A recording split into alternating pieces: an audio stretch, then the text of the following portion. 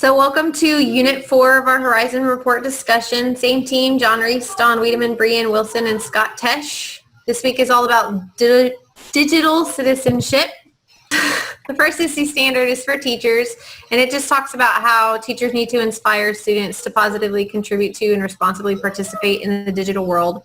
One of the things that I read the 2017 higher education article, and it talked about the use of cog books and how teachers are using these to help with adaptive learning.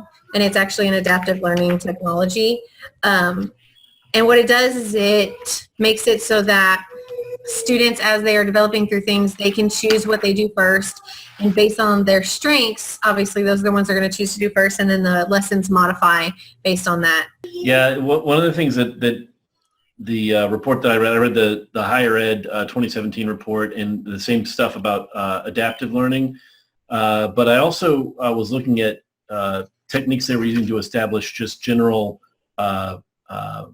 strategies for lifelong learning. And that was one of the things in the adaptive learning section, was that, students that get more adaptive technology introduced to them tend to have more curiosity and actually develop more habits for lifelong learning. So that's part of this standard.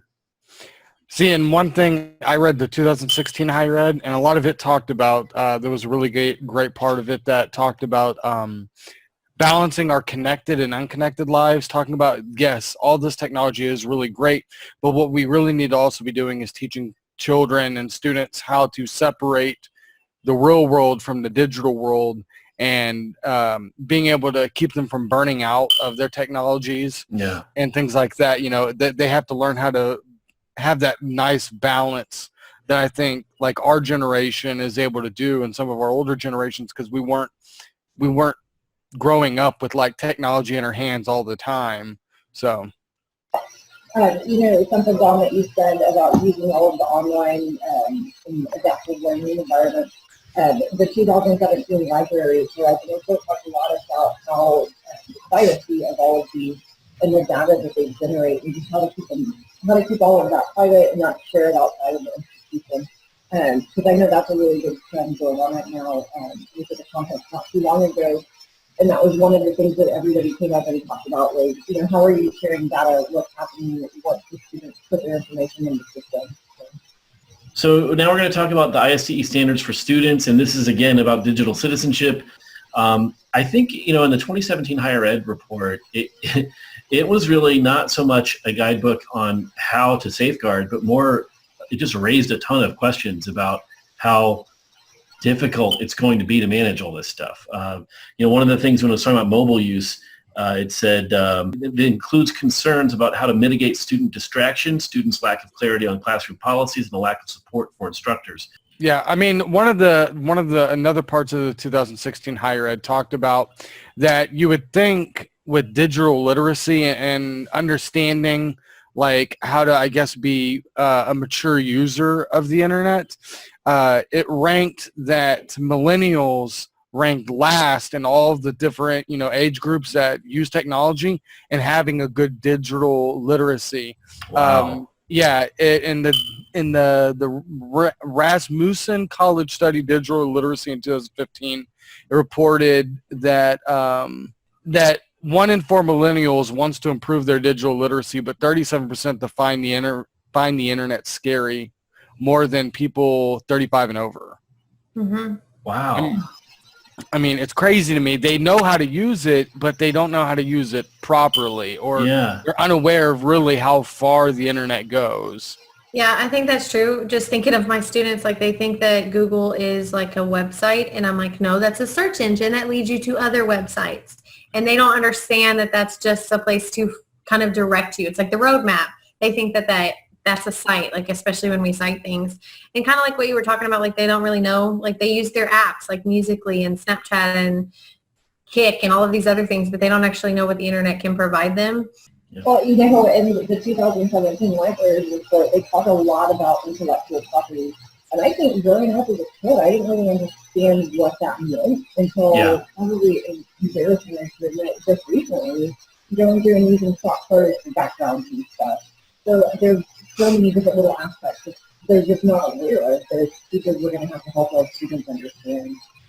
It's just the same thing with the digital citizenship for the students. It's just they have the same responsibilities. And I think throughout this entire unit, it's just talking about like who's leading the charge, so to speak. Like who is in charge of making sure that things are being done in an ethical way and in a positive way and in a safe way, whether it's the students, whether it's the teachers, whether it's the administrators.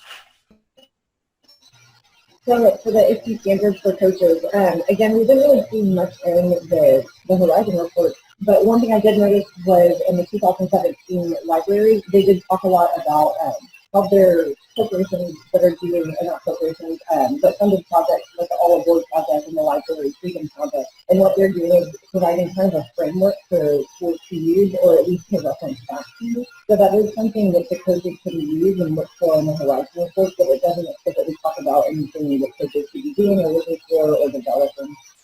I know one thing that I saw in mine, it was talking about blending formal and informal learning. One of the issues that, professors have is, and students have too, is when they go to a college and say they want to be an information technology major, they may have a problem where they already know everything for the basics on all these courses, yet they still have to take them.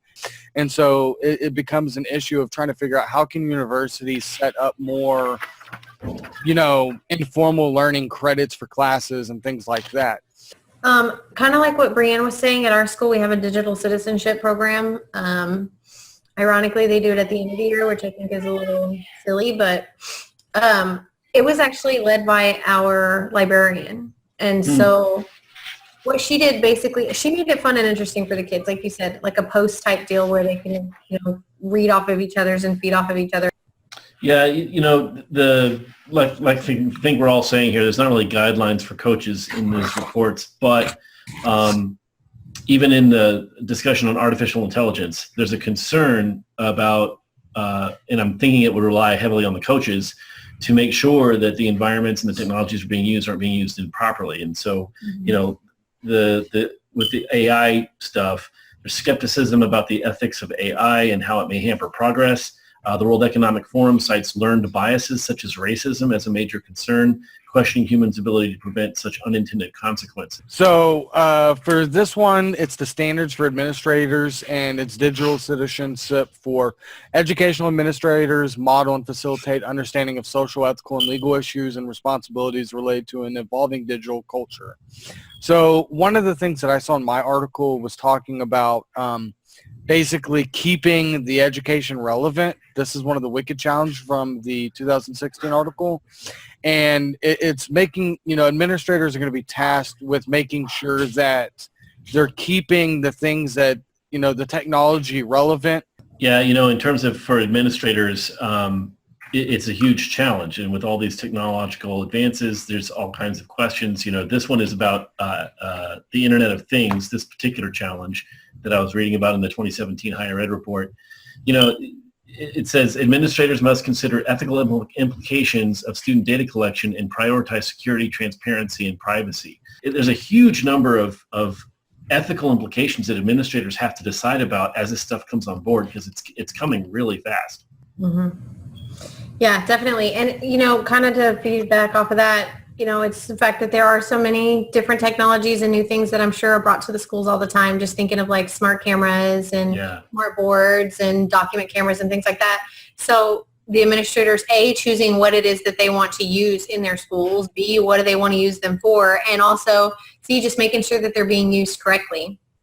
And not just using technology to use technology, but making sure that it's being implemented properly. Dawn, just to kind of backtrack in your comment, I think you hit the nail on the head when you talked about what's the purpose of using this technology. I think when administrators model purposeful use of technology, it really does trickle down into the classroom.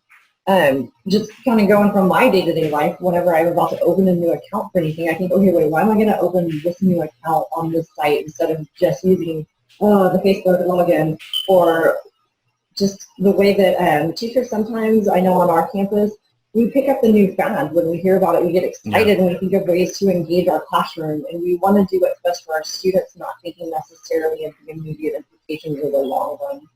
the long term. So I think as administrators, it is important to model that purposeful use of technology. Okay, thanks everybody. That's it for this Team 2 discussion on Unit 4. Thanks. See you next time. Later.